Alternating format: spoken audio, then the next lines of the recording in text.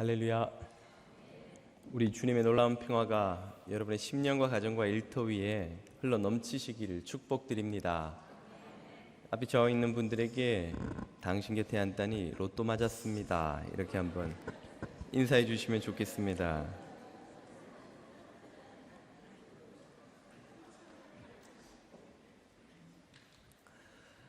날이 얼마나 선선해져서 시원한 가을인지 모르겠습니다.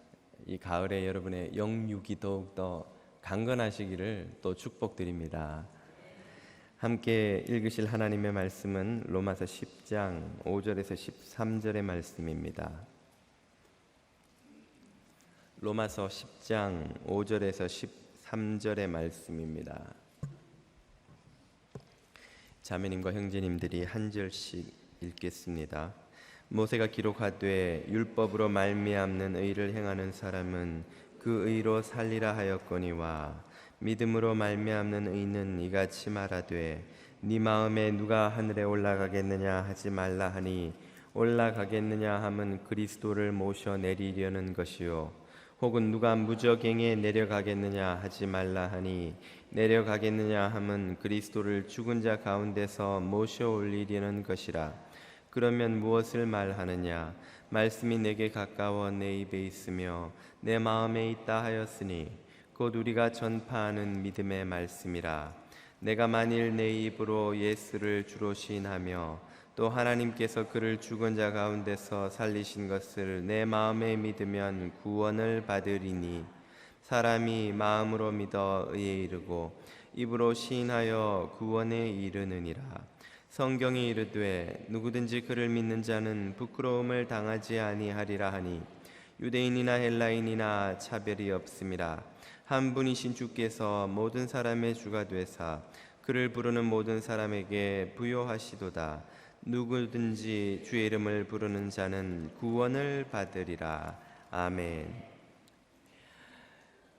18세기 계몽주의 시대가 시작된 이래 많은 소위 선각자들이 종교의 미래에 대해서 예언해 왔습니다. 요지인즉슨 사람들이 계몽되었으니 잠에서 깨어났으니 이제 종교는 그 수명을 다해 사라질 것이다 하는 것이었죠. 그러나 21세기를 살아가고 있는 오늘 우리들이 돌아보건대 그 예언은 확실히 틀렸습니다. 지난 2012년 세계 종교 지도 통계를 보면 전 세계 70억이 이르는 인구 중에 종교가 없다고 답한 사람은 전체의 15%에 불과합니다.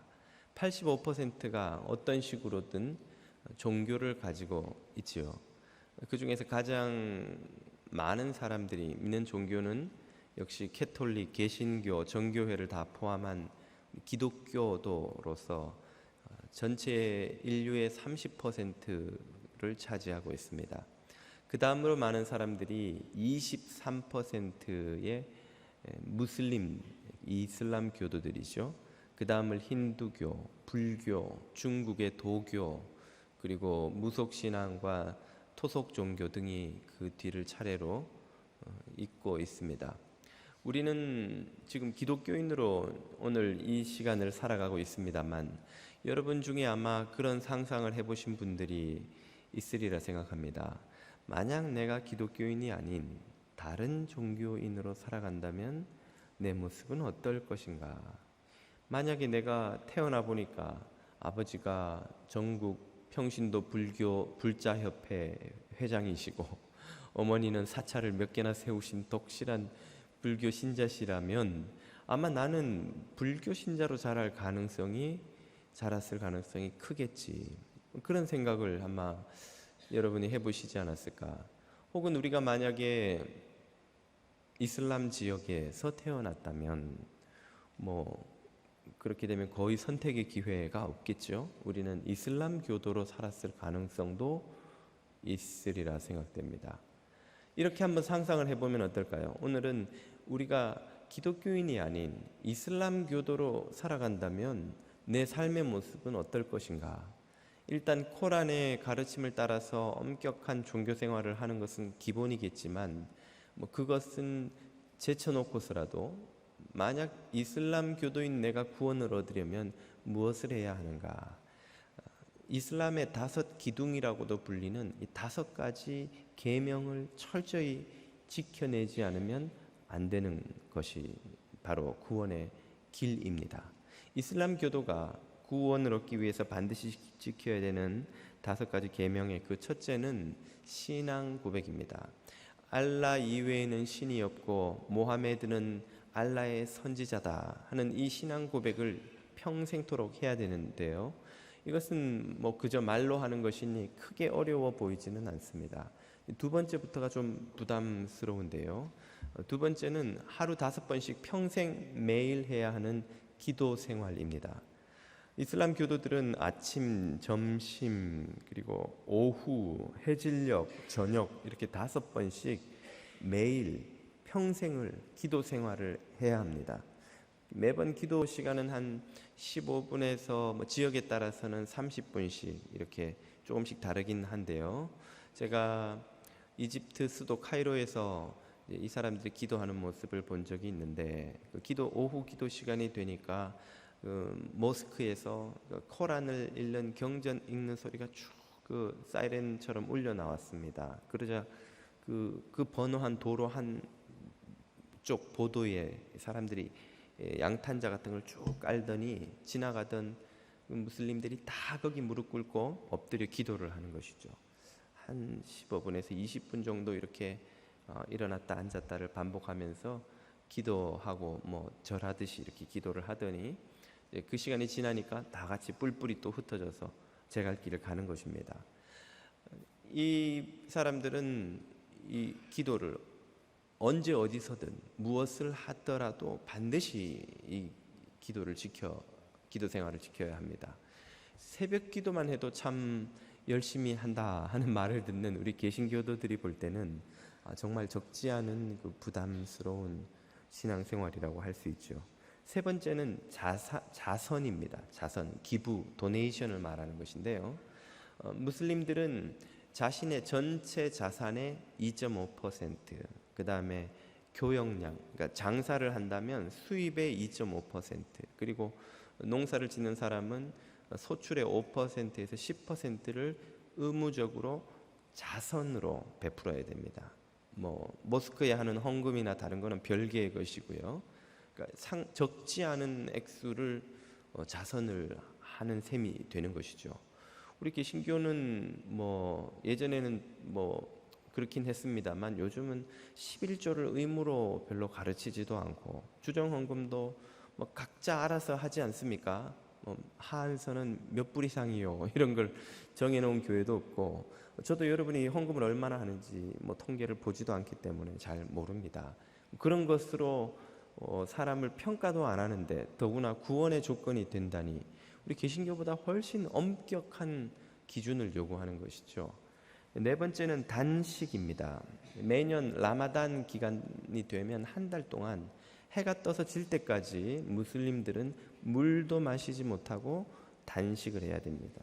마시고 먹는 모든 것이 금지되고 해가 지고 나면 비로소 뭔가를 먹을 수가 있습니다. 그런 생활을 한 달을 해야 돼요. 만약 정통 무슬림이라면 참 글쎄요, 운동선수들은 어떻게 해야 될지 저는 좀 무슨 방법이 있겠죠. 한 달씩 그렇게 밤에만 먹고 체력을 유지할 수 있을지도 좀 의문이긴 한데, 어쨌든 우리는 최근 한 달 내에 금식 해보신 분 있으십니까? 개신교도들은 별로 금식에 대한 부담도 없고 금식을 경건훈련으로 요즘은 잘 권하지도 않고 참 우리에 비하면 엄격하다 할 수 있겠죠. 마지막 5번째는 순례인데요. 평생 한 번은 메카, 무슬림의 성지죠. 메카로 성지 순례를 꼭 다녀와야 합니다. 그렇게 이 5가지 계명을 철저히 지켜야 그 사람은 천국에 이를 수 있는 것이죠. 다른 종교도 그 규정의 세부 조항은 차이가 있으나 적지 않은 의무를 진다는 점에 있어서는 참 크게 다르지 않다고 하겠습니다. 이런 신앙생활을 하는 사람들의 입장에서 우리 개신교도들을 보면 정말 좀 흔히 쓰는 말로 참 쉽게 예수 믿는다, 참 슬렁슬렁 예수 믿는다 하는 생각이 들 만큼 우리 개신교의 그 요구 조건은 대단히 수위가 낮습니다. 참 쉽죠. 이렇게 무슨 유행어도 있다고 하던데, 정말 이 타종교인들이 볼 때, 혹은 교회 밖에 있는 사람들이 볼 때 교회가 요구하는 구원의 조건은 그 수위가 너무 낮은 나머지 종종 비판의 대상이 되기도 하죠. 아니 정말 너희들은 그렇게 살고도 회개만 하면 다 용서받는단 말이냐, 너희는 그렇게 살고도 교회 가서 주일에 기도 한번 하면 니네 다 구원받는다는 것이냐, 그런 비아냥이 섞인 비판을 교회가 왕왕 받기도 할 만큼 교회가 제시하는 그 구원의 조건이라는 것은 대단히 쉬워 보입니다. 왜 그런 것일까요?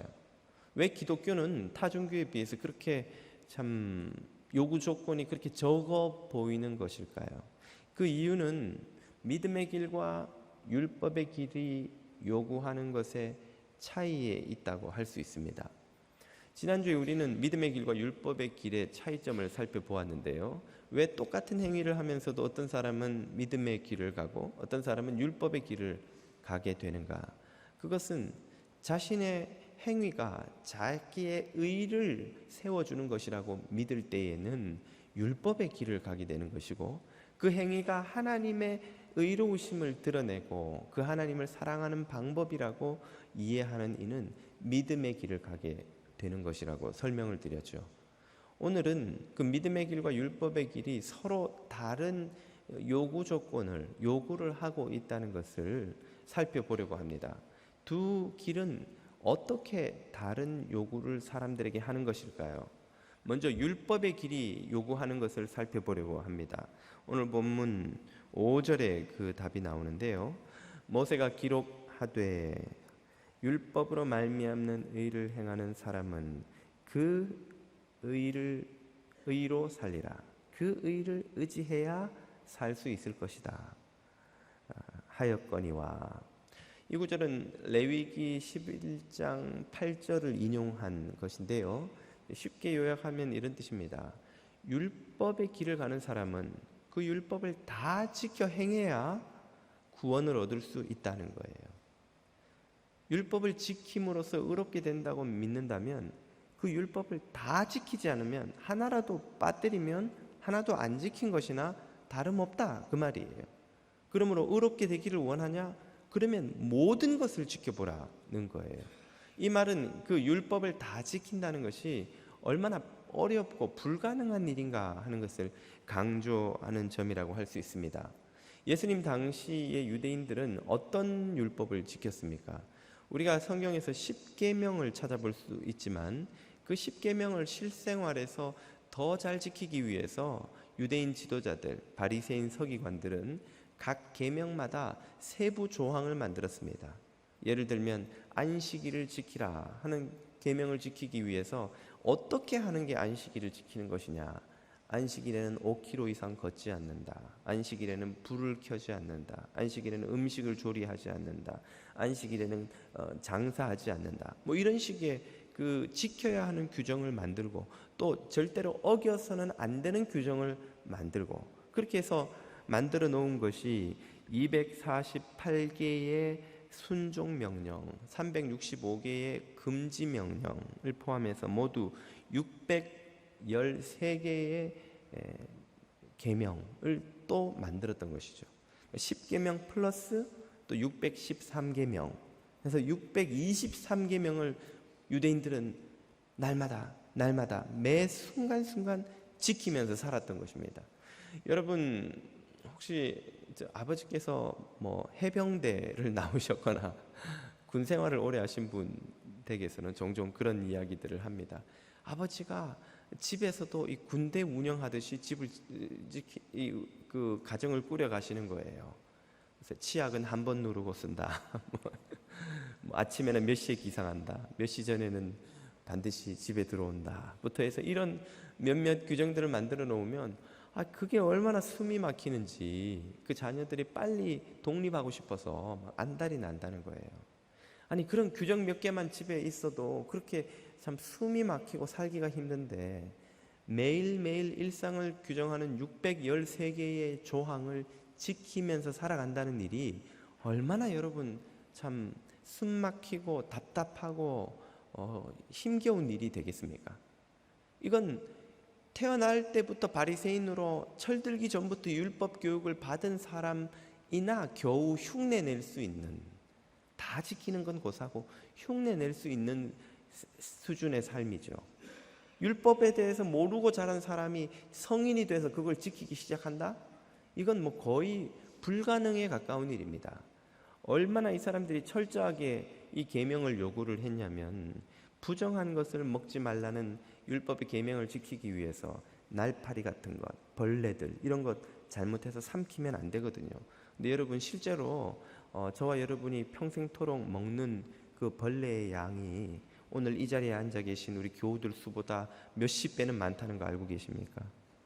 우리가 알게 모르게 먹는 큰 벌레, 작은 벌레, 애벌레, 날파리 종류가 많이 있어요. 미국 식약청에서도 통조림 안에 들어가도 되는 벌레의 숫자를 법으로 정해놓은 게 있습니다. 뭐냐면 사람들이 먹어도 되는 벌레를 음식 조리하거나 혹은 특정 뭐 콩이나 뭐 풀 같은 걸 집어넣을 때 따라 들어갈 수밖에 없다는 거예요. 우린 모르고 먹는 겁니다. 공짜로 단백질을 보너스로 회사로부터 공급받는 건데 어쨌든 돈은 더 안 받으니까 뭐 하여튼 그렇게 벌레를 먹을 수 있기 때문에 유대인들은 밥을 먹을 때 숲을 끓일 때 그걸 전부 채로 걸러냈어요. 혹시라도 자기도 모르게 음식을 조리하다 벌레가 섞여 들어갈까 봐. 그렇게 매사에 조심하고 또 조심하지 않으면 무엇이 사라집니까? 구원이 사라지는 거예요. 그러니까 이 율법을 지키면서 사는 삶이 얼마나 힘겨운 삶인지 예수님께서 그래서 그들에게 뭐라고 말씀하신 적이 있습니까? 마태복음 11장 28절에 보면 이렇게 말씀하시죠. 수고하고 무거운 짐진 자들아. 여기서 무거운 짐이 뭘 말하는 것일까요? 바로 방금 말씀드린 613개의 율법 계명 조항들을 말하는 것입니다. 그걸 매일매일 다 지키며 살아가려고 하니 얼마나 힘들냐는 거예요. 얼마나 버겁냐는 거예요. 그런 이들에게 예수님이 뭐라 하십니까? 다 내게로 오라. 내가 너희를 쉬게 하리라. 율법의 길은 쉼이 없는 삶입니다. 그것은 늘 긴장과 죄책감과 패배감과 참 자기 자신 자학이 따라다니는 길이죠. 안타까운 것은 적지 않은 기독교인들도 교회 다니면서도 율법의 짐을 지고 살아가는 이들이 있다는 것입니다. 교인들과 대화를 해보면 왕왕 그런 간증을 듣습니다. 자신이 복음을 깨닫기 전에는 얼마나 율법적으로 살았는지 모른다는 거예요. 그 증거가 무엇인가 하니 교회 다니는 게 너무 큰 짐이었던 거예요.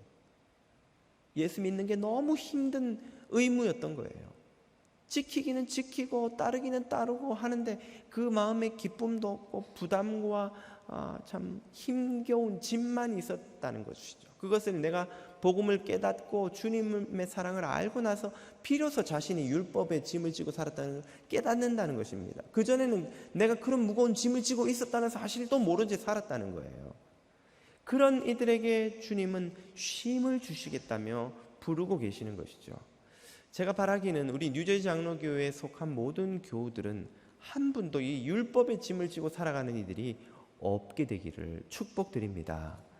주님께서 주시겠다고 하는 그 쉼의 삶이 어떤 것입니까? 그게 바로 믿음의 길인 거예요. 믿음의 길. 믿음의 길. 믿음의 길은 주님이 부르시고 주님이 약속하시는 쉼의 삶입니다. 믿음의 길은 우리에게 무엇을 그러면 요구할까요? 그 요구하는 바를 알기 전에 먼저 믿음의 길이 요구하지 않는 바가 뭔지를 살펴보겠습니다. 본문 6절 7절에 이렇게 나오죠. 자, 믿음으로 말미암는 의는 이같이 말하되, 즉 믿음의 길은 이렇게 요구한다는 거예요. 이런 것을 요구한다는 거죠. 뭐를 요구한다는 거예요? 네 마음에 누가 하늘에 올라가겠느냐 하지 말라 하니 올라가겠느냐 함은 그리스도를 모셔내리는 것이요. 이 개역 성경이 참 여러분이 이해하기 알쏭달쏭하게 되어 있습니다만 쉽게 말하면 이런 뜻입니다. 그리스도를 모셔내리는 것은 그분이 이 땅에 오시는 성육신 사건을 가리키죠. 자, 주님을 성육신 시키기 위해서 네가 하늘에 올라갈 수 있겠느냐 이 말이에요. 네가 구원받으려면 그리스도가 이 땅에 오셔야 되는데, 그러면 그 그리스도를 오시게 하기 위해 네가 하늘에 올라가서 뭔가를 할 수 있느냐? 할 수 없지 않느냐? 그것은 믿음의 길이 요구하는 게 아니다 이 말이에요. 믿음의 길은 널더러 하늘에 올라가서 그리스도를 모셔오라고 요구하지 않는다는 거예요. 7절도 같은 말을 합니다. 혹은 누가 무저갱으로 내려가겠느냐 하지 말라 하니, 내려가겠느냐 하면 그리스도를 죽은 자 가운데서 모셔 올리려는 것이라. 그리스도를 죽음 가운데서 모셔 올리는 것은 그분을 부활시키는 것을 말합니다. 자, 너희의 구원을 위해 주님이 부활하셔야 되는데, 그러면 네가 지옥에 가서 그분을 부활시킬 수 있느냐? 그럴 수 없다는 거예요. 그럴 수 없으려니와 믿음의 길은 그런 것을 요구하지도 않는다는 거예요. 그러면 주님을 이 땅에 보내시고 그분을 죽음에서 부활시키시는 건 누가 하시는 일입니까? 그건 하나님이 하시는 일이라는 거예요. 구원에 필요한 모든 것은 하나님이 이루시는 것이지 네가 할 수 있는 것도 아니고 너한테 믿음의 길이 요구하지도 않는다는 것입니다. 널더러 하늘에 가서 주님을 모셔오라고 요구한 적도 없고, 널더러 죽으신 주님을 부활시켜서 그분으로 하여금 구원을 완성하도록 뭔가를 하라고 요구한 적도 없을 뿐더러 요구하지도 않는다. 그건 네가 할 수 있는 일이 아니다라는 거예요. 그건 오로지 하나님만이 하실 수 있고 하나님이 하신 일이지, 믿음의 길은 너에게 그런 불가능한 것을 요구하지 않는다는 거예요. 이 말은 다시 말해 앞에서 율법의 길이 요구한, 율법을 다 지켜 행함으로써 의를 얻으라고 하는 길은, 이 요구는 불가능한 요구라는 말이 거기에는 들어있는 것이, 의미가 들어있는 것입니다. 율법의 길은 사람에게 불가능한 걸 요구하는 거예요. 그러나 믿음의 길은 사람들에게 불가능한 것을 요구하지 않습니다. 왜냐하면 그것은 하나님만이 하실 수 있는 일이기 때문에 그런 것이죠. 하나님은 자녀들이 불가능한 일을 하느라 신음하며 고통하며 무거운 짐을 지며 쉼 없는 삶을 살기를 원치 않으시는 분인 줄로 믿습니다. 주님은 자녀들에게 참된 안식을 주시고 쉼을 주시고 평화를 주시고 복지를 주시기를 원하는 분이에요. 그걸 어디에서 할 수 있습니까? 창조의 질서를 보세요. 하나님께서 창조하시고 7일째 쉬시니라. 그리고 당신의 백성들에게 너희도 7째 날에는 쉬어라. 7년째가 되거든 안식을 해라. 7년이 지난 50년째가 되면 희년이 되어서 모든 세계의 안식을 선포해라. 주님은 백성들, 당신의 자녀들을 안식을 주시고 평화를 주시고 참된 쉼을 주신 그런 복된 삶을 주기를 원하시는 분인 거예요. 그것이 주님의 마음입니다. 그것이 부모의 마음이기도 해요. 여러분, 제가 새벽 기도 나오려고 4시 반에 일어났는데 하루는 사랑이가 막 감긴 눈을 비실비실 뜨면서 아침잠도 많은 애가 막 앞에 나온 거예요. 사랑아, 너 왜 일어났니 이 시간에? 아빠가 교회 가는데 나 혼자 잘 수 없잖아. 내가 아빠 가는 거 이렇게 지켜볼게 매일매일. 그런 날이 한 번이라도 왔으면 좋겠는데 제 상상 속에서 일어나고 있는 일입니다만은, 자, 그러면 아빠인 제가 어떻게 하겠어요? 그래, 맞다. 아빠가 새벽부터 이렇게 힘들게 일어나서 너희들 먹여 살리려고 수고하는데 딸년이 그렇게 편안히 잠만 자고 있으면 안 되지. 너도 같이 일어나서 나와 함께 깨어 있으라. 한시도 나와 함께 깨어 있을 수 없다냐, 이 평화 사랑 진리야. 어떤 아빠가 그렇게 하겠냐는 거예요. 이 녀석아 무슨 소리냐. 그런 건 아빠가 하는 일이야. 아빠가 새벽에 나가고 아빠가 너희들을 위해 돌보고 생계를 유지하는 것이. 너희 어서 지금은 들어가 자야지. 그래 아침에 일어나 학교도 가고 공부도 하고 또 열심히 뛰어놀고. 그게 아빠의 마음 아닙니까? 자녀들에게 안식을 주고 복을 주고 복되게 살기를 바라는 아빠의 마음이자 남편의 마음이기도 한 거예요. 제가 새벽에 나오면 아내가 여보 커피 끓여줄게. 그리고 막 늦게 애들 때문에 잠도 못 잔 몸을 이끌고 눈을 뜨고 막 비실비실 나온단 말이에요. 그러면 남편이 나가는데 당연히 일어나야지. 그러는 남편이 세상에 없지는 않겠죠. 그러나 저는 어떻게 하겠습니까? 여보, 무슨 소리야? 나 혼자 나가도 돼. 당신 잠도 부족한데 어서 들어가자. 저희 집사람은 정말 믿음이 좋습니다.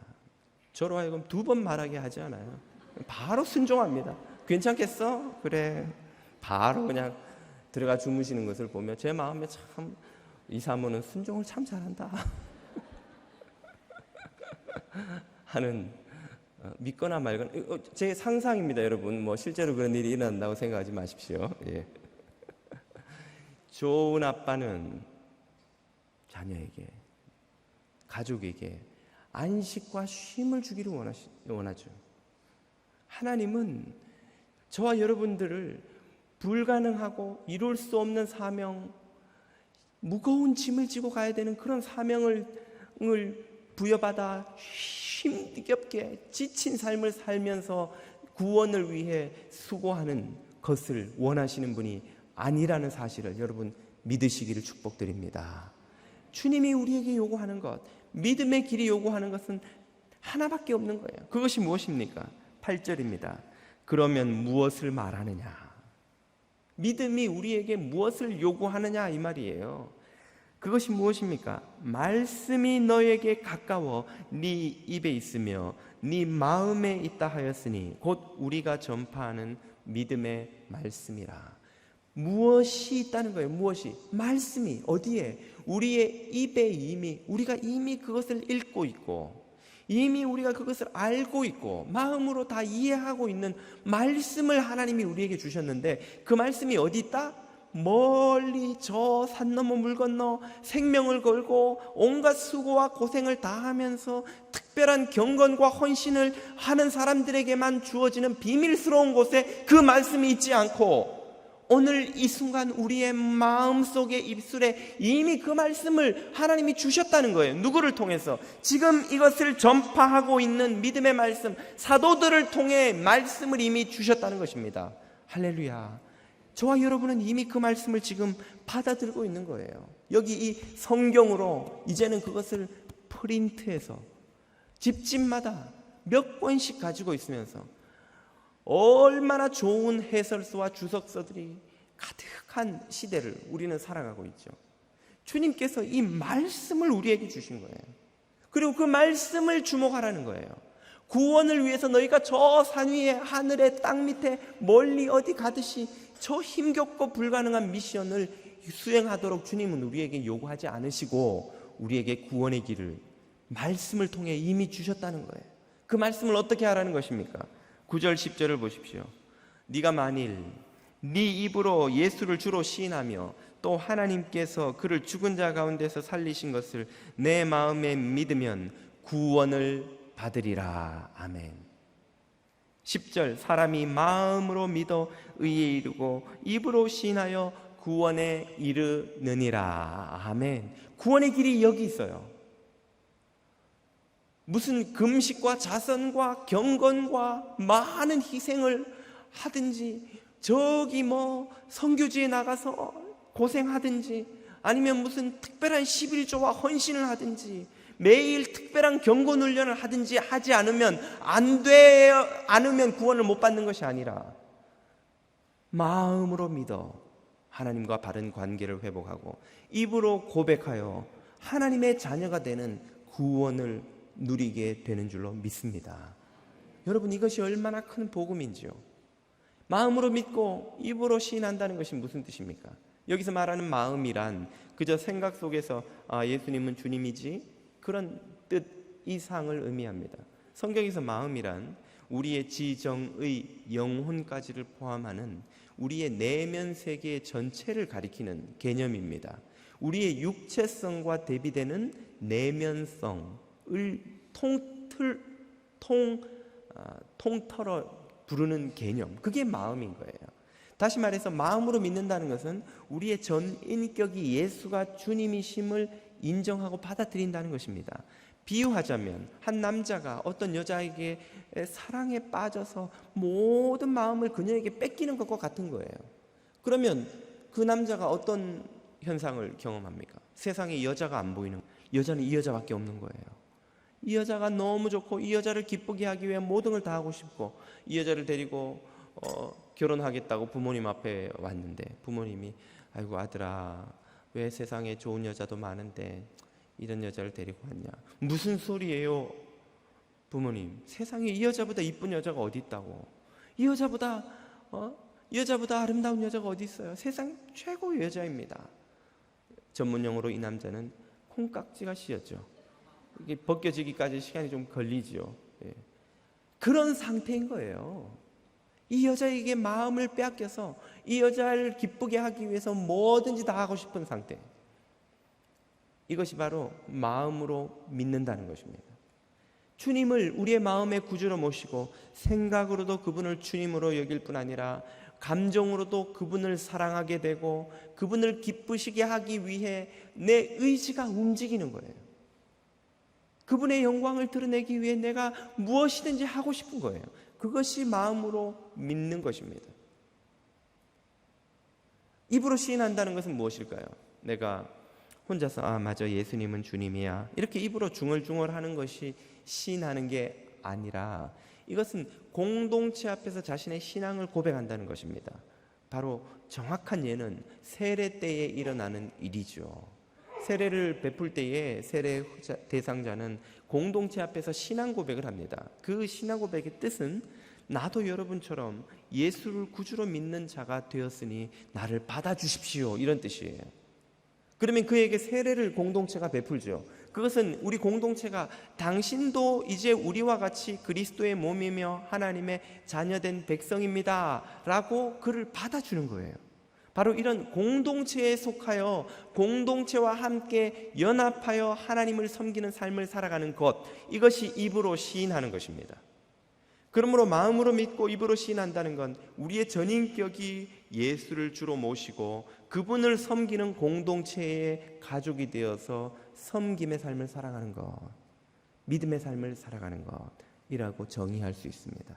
이것이 주님이 우리에게 구원을 누리기 위해 요구하는 유일한 요구입니다. 사실 이것은 보기에 따라서 정말 쉬운 길일 수도 있고 또 어떻게 보면 정말 어려운 길일 수도 있는데, 그것이 가능한 이유는 성령께서 우리를 그 길로 이끄시기 때문입니다. 이런 모호한 것처럼 보이고 이런 가벼운 것처럼 보이는 이 구원의 길이 교회 밖에 있는 사람들에게 있어서는 정말 이해할 수 없을 정도로 낮은 수위의 요구인 것이죠. 아니, 정말 그것만 하면 구원받는단 말이야? 교회 들어가서 확실히 뭘 하든지 정해줘야지. 헌금은 어느 정도 하고 기도는 어느 정도 하고 금식과 수행은 어느 정도 하고, 그래서 어느 정도 이상은 수준이 돼야 구원 얻는다고 해야 확실하지, 그렇게 해서 어떻게 구원을 얻을 수 있단 말인가? 이것이 이해되지 못하는 이유, 이것이 정말로 너무나 쉬운 요구처럼 보이는 이유는 무엇입니까?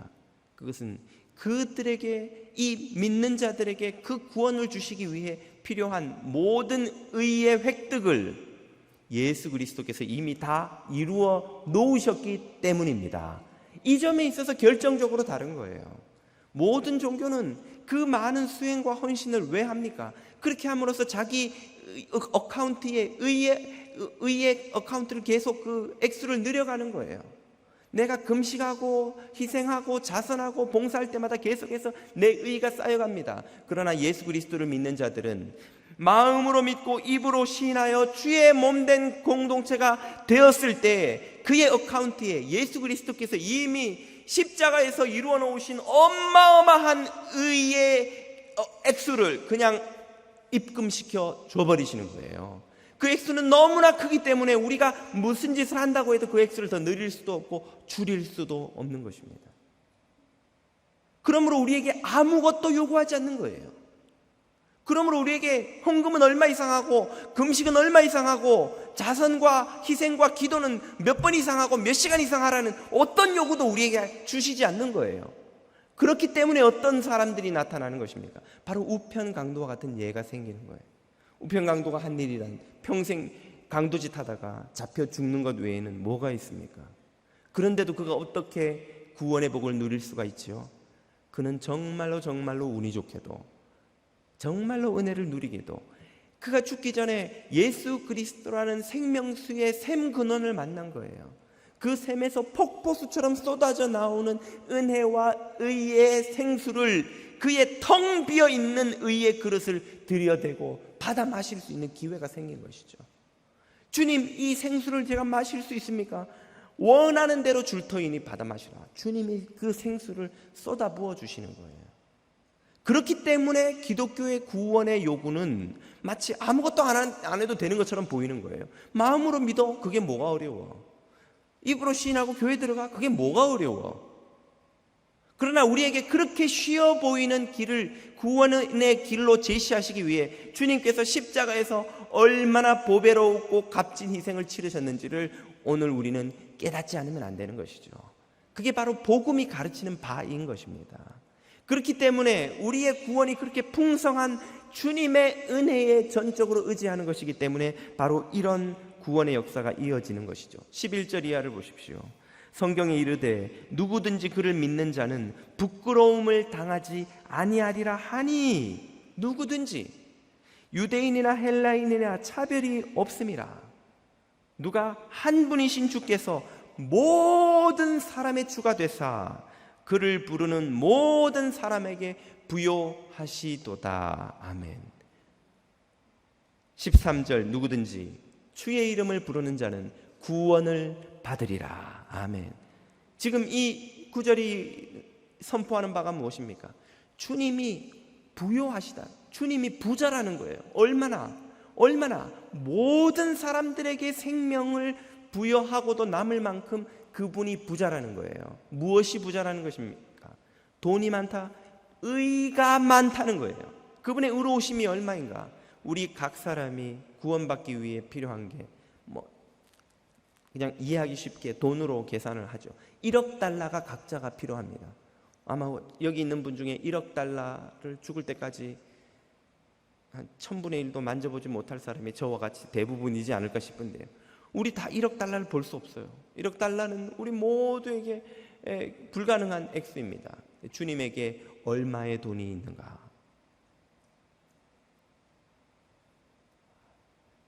많이, 주님의 어카운트에 무한대로 그 돈이 있는 거예요. 70억 인류에게 1억 달러씩 다 즉시 쏘아주고도 주님의 전체 어카운트에는 동그라미 하나 줄어들지 않아요. 그 액수가 너무 크기 때문에. 그것이 주님이 부요하시다는 말의 의미입니다. 주님은 모든 인류를 구원하고도 남을 만큼 넘치는 의를 그 어카운트에 가지고 계신 분이에요. 그러므로 누가 구원을 얻을 수 있다고요? 경건하게 살 수 있는 자나 살 수 없는 자나, 부자나 가난한 자나 배운 자나 못 배운 자나 존귀한 자나 비천한 자나 세상에서 영광을 누리는 자나 별것 아닌 소외된 자들이나 누구도 예외 없이 누구든지 주님의 이름을 부르기만 하면 그 넘치는 은혜의 어카운트에서 의를 쏟아부어 주시는 거예요. 주님의 이름을 부르면 즉시로 주님이 쏴주시는 줄을 여러분 믿으시기를 축복합니다. 이렇기 때문에 기독교의 구원과는, 믿음의 길은 너무나 요구하는 게 적은 거예요. 마음으로 믿고 입으로 시인만 하면 구원을 준다는 것이에요. 그것이 가능케 하기 위해서 주님께서 십자가의 짐을 지신 것입니다. 이것이 얼마나 쉬운 길이며 왜 쉬운 길인지를 주님께서 이미 인용한 마태복음 11장 28절 뒤에 29절부터 이렇게 말씀하신 바가 있죠. 거기에 그 이유가 이렇게 나옵니다. 나는 마음이 온유하고 겸손하니 나의 멍에를 메고 내게서 배우라. 그리하면 너희 마음이 쉼을 얻으리니 이는 내 멍에는 쉽고 내 짐은 가벼움이라 하시니라. 아멘. 나의 멍에를 메고 내 짐을 지면 너희가 쉼을 얻는다는 거예요. 율법을 지키고 의를 이루고 인정받고 훌륭한 존재가 되기 위해 힘겨운 삶을 살 이유가 없다는 거예요. 쉼을 누리는 삶을 산다는 거예요. 무엇하면? 주님과 멍에를 함께 메면, 여러분, 멍에가 무엇입니까? 뭐 농사를 손 놓으신 지 오래되셔가지고 도시에서 자라신 분들이 아마 대부분이라 멍에 그러면 김수희의 사랑의 멍에?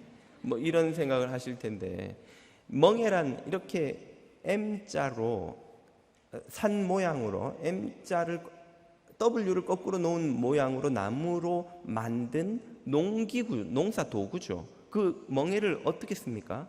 그 M자의 두 홈 밑에 소 두 마리를 함께 묶어서 두 마리를 고정시키는 역할을 하는 거예요. 그래서 그 두 마리의 소가 하나의 쟁기를 끌 때에 두 마리의 힘이 함께 앞으로 나감으로써, 나란히 감으로써 땅을 갈 수 있도록 해주는 것입니다. 그런데 주님이 내 멍에를 매라 라고 말씀하시는 건 무슨 의미입니까? 멍에를 매는데 한쪽에는 덩치가 우람하기 그지없는 그런 황소 한 마리를 매고, 그 옆에 멍에에다가 토끼 한 마리를 매는 거예요. 그러면 이 황소와 토끼가 함께 밭을 갈면 실제로는 누구의 힘으로 가는 것입니까?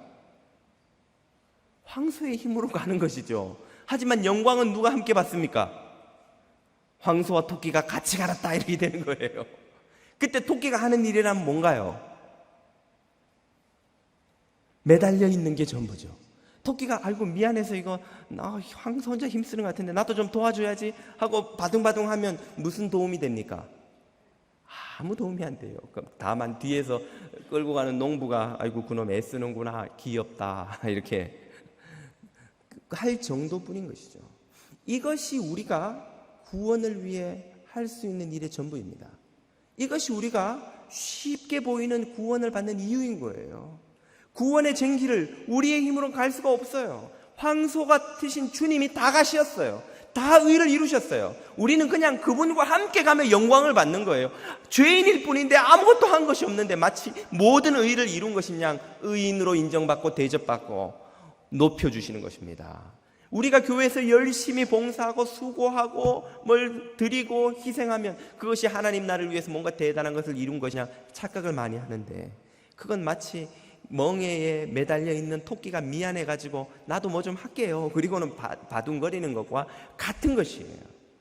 하나님의 나라에 우리의 봉사와 우리의 헌금이 필요해서 우리를 부르신 것이 아닙니다. 금도 내 것이요 은도 내 것이요 세상의 모든 것이 내 것이니라 하신 주님께는 아무것도 부족함이 없어 우리가 그분에게 무엇인가를 채워드릴 수 있는 것이 없다고 성경은 선언하고 계세요. 그런데도 우리가 봉사하고 수고하고 헌신하는 것은 무슨 의미가 있습니까? 그건 우리에게 복이 되는 거예요. 우리가 섬기면서 이기적인 우리 자신을 극복하고 주님을 한 걸음 더 닮아가는 것입니다. 우리가 나누면서 형제 사랑하는 법을 배워가는 거예요. 우리가 우리 스스로를 훈련해가면서 주님의 성품을 조금씩 더 닮아가는 거예요. 우리가 하는 모든 건 하나님 나라를 위해 유익해 하는 게 아니라 우리 자신을 위해 유익해 하는 것입니다. 우리가 뭐 만들 때 저희 집에 진리 사랑이 와서 막 도와준다고 막 그래요. 엄마가 요리하는데 도와준다고 사랑이가 와서 의자가 끌고 와서 의자 위에 올라서 가지고 옆에 막 싱크대 칼질하는 거 보고 나도 뭐 할게, 그리고는 막 해요. 얼마나 도움이 될까요? 가만히 있는 게 도와주는 거죠. 그러나 엄마는 아이가 함께 와서 그러는 걸 즐거워하고 기뻐하는 거예요. 아이가 그러면서 좋아하는 것을 보고 기뻐하는 거예요. 주님이 우리를 이 그리스도의 몸된 공동체에 부르신 것은 우리의 수고와 돈과 무슨 희생이 많이 필요해서가 아니라는 것을 깨달으시기 바랍니다. 죄 가운데, 절망 가운데 살지 않고 주의 몸된 교회의 지체가 되어 머리 대신 그리스도로부터 오는 은혜와 복을 누리게 하기 위해서라는 것을 여러분이 깨달으실 수 있기를 축복드립니다. 오늘 사랑하는 여러분은 무슨 짐을 지고 어떤 율법의 멍에에 짓눌려 살아가시는지요? 다 벗어버리시고 예수 그리스도와 함께 멍에를 메시고 예수 그리스도의 은혜의 짐을 지고 그 복되고 안식이 있는 믿음의 길을 가실 수 있기를 축복드립니다. 기도드리겠습니다.